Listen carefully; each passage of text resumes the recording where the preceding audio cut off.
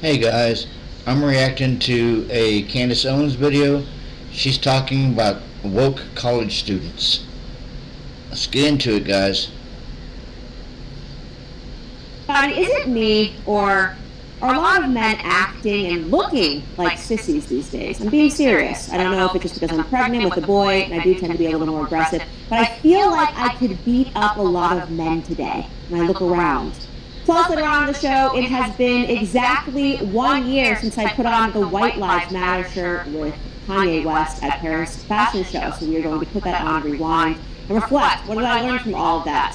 All that and more today coming up on Candice Owens.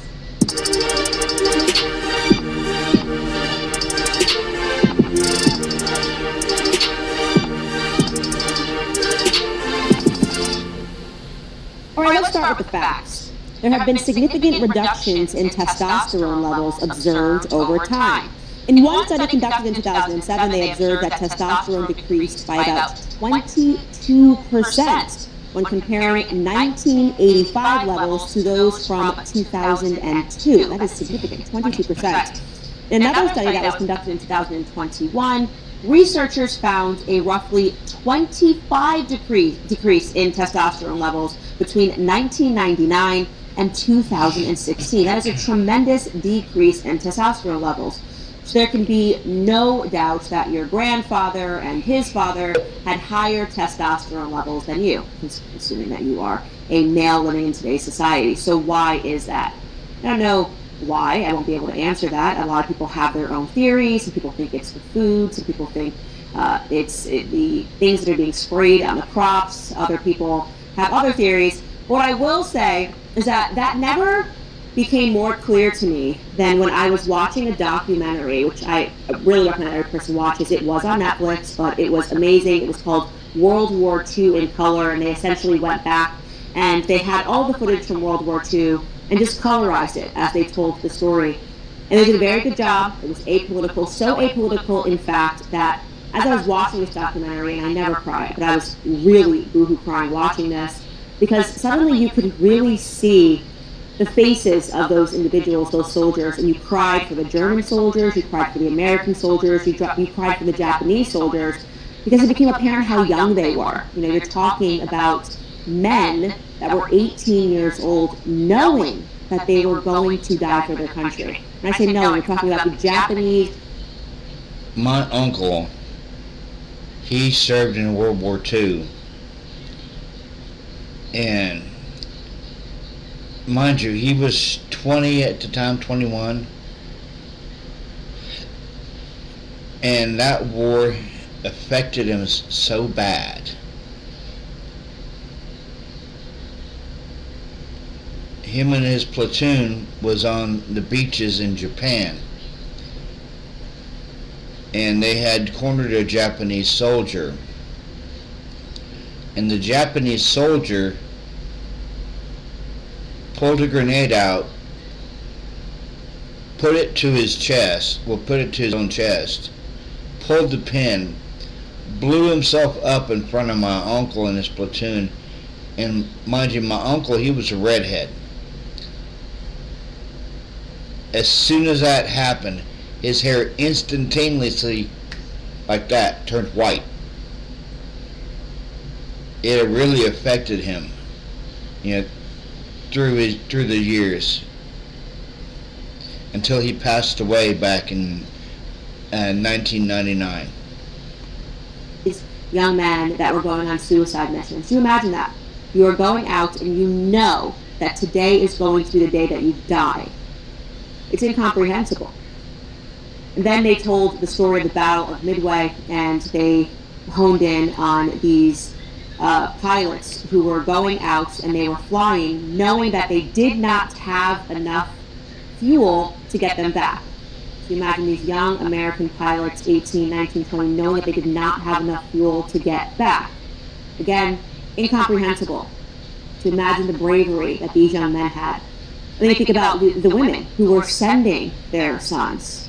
I can't imagine sending my son at the age of 18 knowing for certain that he's going to die, right? Women were stronger back then, men were stronger back then, and they looked it. But look at the photos of those 18-year-olds who served in World War II. They look like men, right? You can see their boyish features and their boyish eyes, but they look bigger than the 18-year-olds that we are producing today. Which brings me to something that I do every year, multiple times a year. I visit college campuses, and I just want to give myself a pat on the back for being able to stand there and to do it right now, especially I am 8 months pregnant, having to sit into this room and to deal with people, not people who are going out knowing that they don't have enough fuel to get home, going out knowing that they're going to die for their country, but people that think it's an act of bravery to have to listen to a conservative speak. Oh my God, I feel so sad for these people. How are they going to be able to sit here and listen to a conservative speak?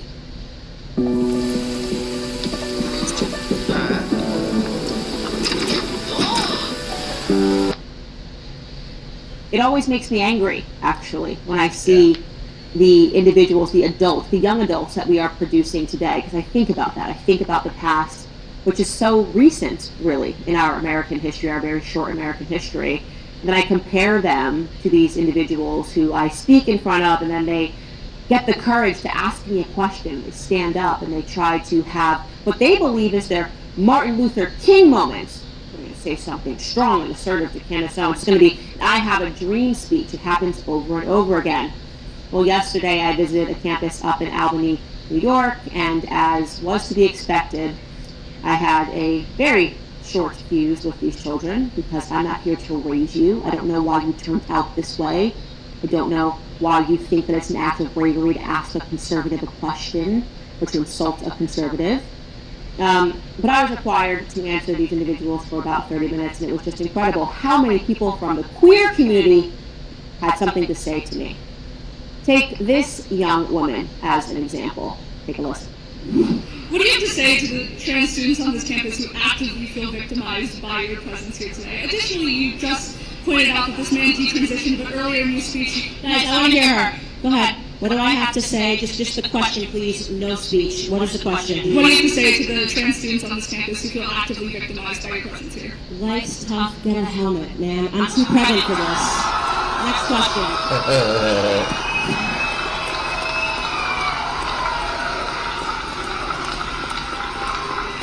Oh my goodness.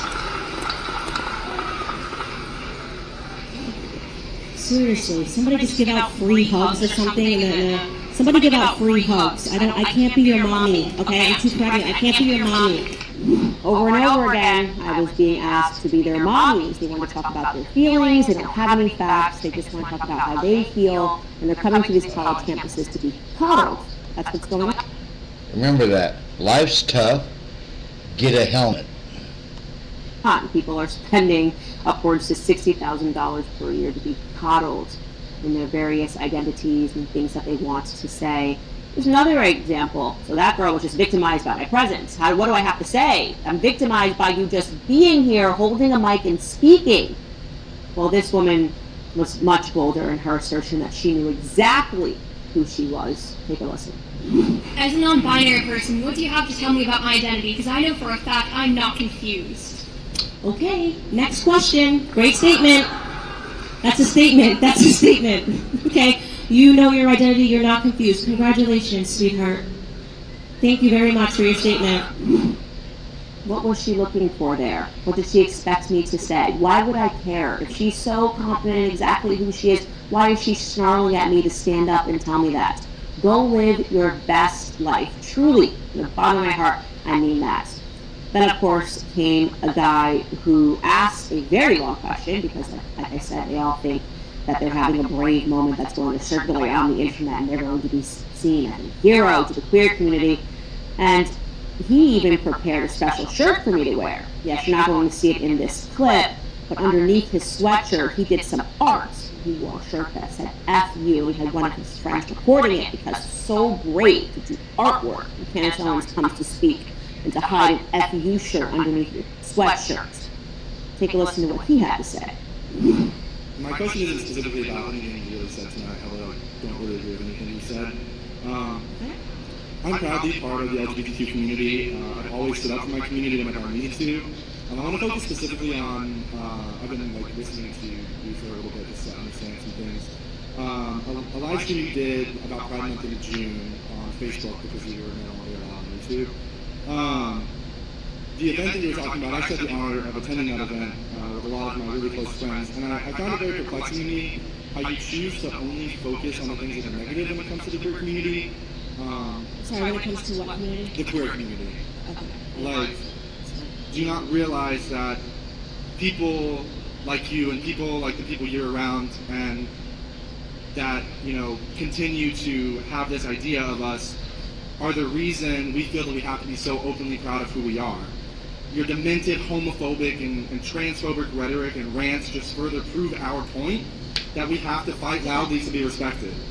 The reason that LGBTQIA plus suicide rates are so high in this country isn't just because we're part of the community, it's because there are people like you who make us feel like we don't belong.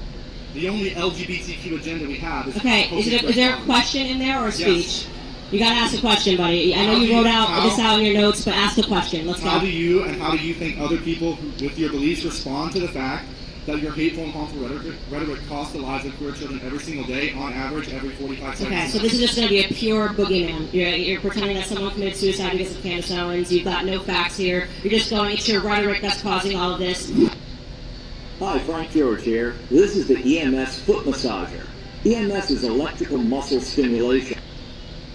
So I really wish I could show you here on YouTube what I responded to this young man, but you know how the world works. You are allowed to insult. You're even allowed to assault heterosexual people. You're allowed to step to the plate and accuse them of increasing suicide rates absent any data. You can call them demented, you can call them homophobic, you can call them transphobic. All that is allowed.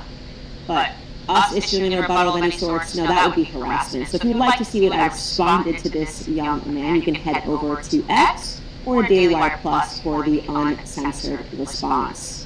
I very much disagreed with all that he said, and I answered him with something that I hope transformed him, but I know didn't, because instead what he opted to do, because he's so horrified by my rhetoric, is he took off his sweatshirt and revealed his shirt, as I said, which read, F you. Kind, accepting, love is love.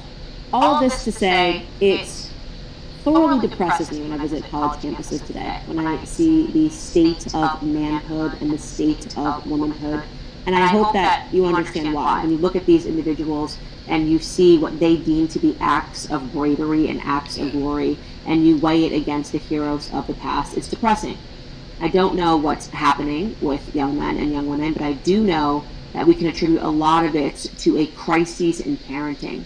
And if we examined their households, the households that produce these young children, we would get a lot of answers. You know, this is what I've been talking about over and over again. Children that need to be raised by stable and strong parents who are not encouraging them to believe that everything that they do is special, that everything that they say is rational. Rather, we need parents to return to actual parenting. And that's what it feels like when I go on college campus. I feel like I am being asked to be everybody's mommies and daddies. And I'm happy to do it. I have a few more stops coming up, one in Buffalo, one in Georgia. There will always be protesters. They exist there. In conclusion, I will restate that I don't know what is contributing to the drop in testosterone rates, but I'm observing it absolutely everywhere. And there's no doubt that in the Western world, we are facing a crisis of a shortage of masculinity. We don't need less masculinity, far be it from what the feminists have told us about toxic masculinity. We need more of it. And that's all I have to say about that. Aisha had found herself in an unplanned pregnancy and wasn't sure what to do. She searched for pregnancy services and found a preborn network clinic where she was counseled, supported, and offered a free ultrasound. After seeing her baby and hearing the heartbeat, she cried.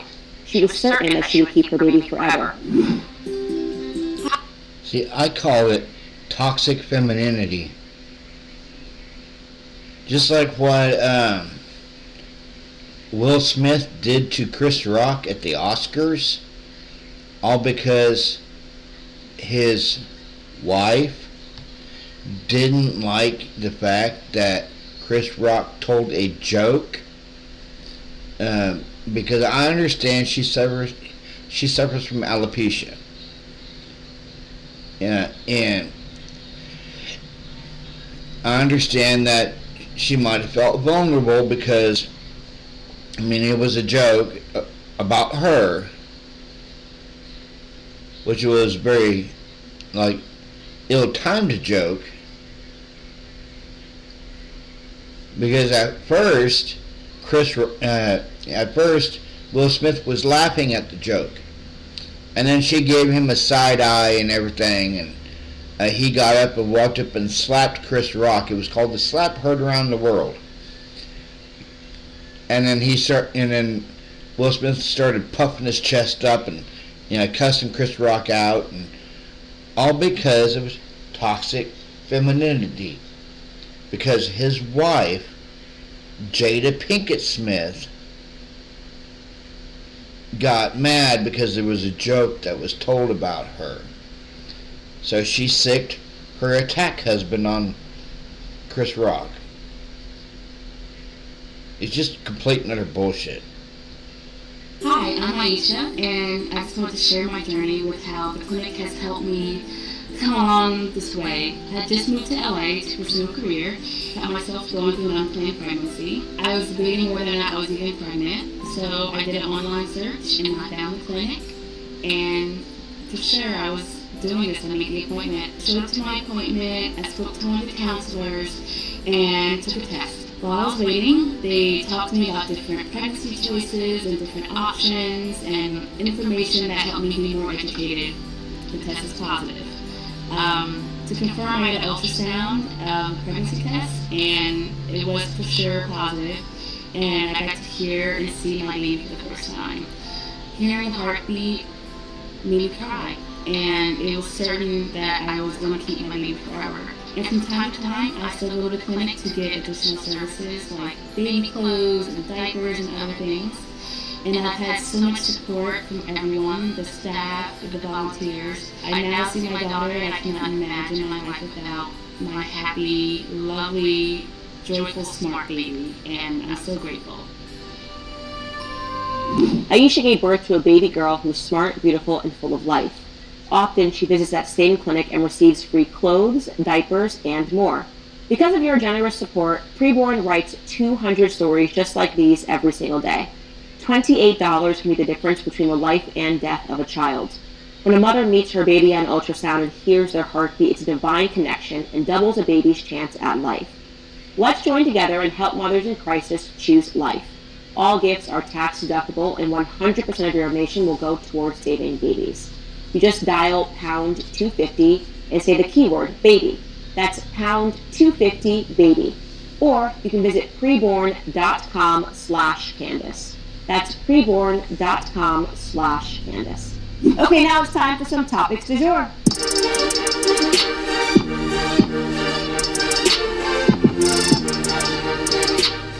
So it's the 1-year anniversary since I put on the White Lives Matter shirt in Paris during Paris Fashion Week next to Kanye West. And when I saw these memories popping up on my phone and on my Facebook, I was like, oh, we gotta talk about that, because it is, without question, easily the most iconic thing that I've ever done in my career, the most viral thing I've ever done in my career, and that obviously is due to the fame level of Kanye. Well, now he goes by just Ye. And reflecting on that time, it was just so crazy because I could have never imagined the response that we got to putting on these shirts of saying something that was so obvious, and reflecting upon just... Yeah, if you look at it, they're both wearing a Trump shirt. That period, first and foremost, me being postpartum, literally the entire time that I was on this trip, I was still breast pumping. I'm still dealing with all the emotions of that, and then you get a phone call from someone like Ye, and he asks you whether or not you will get on a plane overnight to come to Paris. And I kid you not, when I tell you this was a last-minute trip, I mean to say that we decided to book the tickets at 9 p.m. the night before. My assistant woke up to a text from me, which I think I sent to her at 11 p.m., which said you need to be on the 11 a.m. plane. So you can imagine the scramble that she had to do packing to get to Paris, and I had to do packing to get to Paris and to make it in time for his show, which was happening the next day. Had no idea what he had in mind. He had asked me to just be there, and then when I walked in, he held up the shirt and said, will you wear this? And there was no conversation about it. There was absolutely no conversation about it, because I think we both understood that it had to be done. You know, often on this show I talk about the natural equilibrium of the world, and how I believe that when the pendulum swings one way, it will necessarily have to swing the other way. And when he held up the shirt, I understood it was one of those moments. It was one of these moments where we had to commit ourselves to swinging the pendulum. I mean, the madness that had ensued because of Black Lives Matter, the lies that were being told, people saying that this is really just about equality, and we're saying Black Lives Matter because it should, and the phrase doesn't mean anything. It doesn't imply that Black Lives matter more. And so I knew the artistic and the creative direction behind what Kanye wanted to do. He wanted to test the theory. You know, if people genuinely aren't bothered, and this isn't about a movement of people that are trying to make white people somehow beneath black people, which we saw examples of them in the streets, bowing down, shining their shoes. I mean, what took place in this country after George Floyd was sickening. It was reverse racism, or as I like to call it, racism. It's just racism. There's no such thing as reverse racism. And as people were told that they were made to feel guilty, they had to be guilty for being born white, that they had to account for the sins of their great ancestors, people that had never owned slaves were now somehow being made to feel guilty about slavery by people who were never slaves. This wasn't some great reckoning that we saw with Black Lives Matter movement. Highly what was being done was the highest levels of fraud that was being committed. And my documentary that we had created was meant to expose all of that. And so by putting on a simple shirt that said White Lives Matter, we were testing the theory, because truly, if you believe that that's implied, this shirt wouldn't upset you. But of course it did upset people, because how dare you say that? How dare you say that white lives matter? I remember the next morning waking up in Paris and just the phone going off like crazy, all of these headlines, and I remember Ye called. See, I believe not just Black Lives Matters, not just white lives matter, all lives matter. Because the founders of BLM, they're not doing nothing to help out the black communities. They're raking in millions and buying mansions and sports cars, but they're not kicking anything down to the lower income black community. They want everything handed to them, donations handed to them, but they're not doing nothing to help the black community. They're not coming down and giving somebody some money to help them out, to give them a hand up. The BLM founders want a hand out, not a hand up. He was staying at a different hotel than me that was just one block up. And he said, "So, how are you feeling?" I said, "I don't even know what to feel, processing just the world, processing this." And he said, "Originally, I wasn't going to say anything because I wanted the shirt and the art to speak for itself. And I didn't want to answer the question, what did you mean by White Lives Matter? Why would you wear this shirt? What's being implied here when you say White Lives Matter?" But then he said, "Now I think it's important to answer the question. Why did you wear a shirt that said White Lives Matter? The answer is simple," he said, "because they do." It's just such a Kanye way of processing everything. Yeah, because they do. White lives matter as well. And that should have been abundantly clear, and it was so simple and in front of us. Anyways, it's one of the greatest memories that I have throughout my entire career. I'm grateful that Kanye included me in that show. I'm grateful for the madness that followed it. I'm grateful that we created such an iconic moment and such an iconic shirt. And I kid you not when I say that I have that exact shirt hanging up in my gym today, because it's something that obviously for the rest of my life I will never forget. And all right, everybody.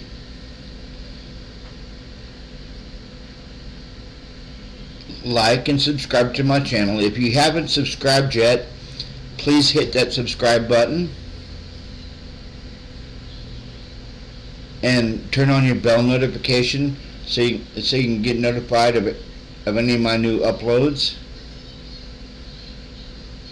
You guys have a good evening, or should I say a good morning, and a happy new year. Peace.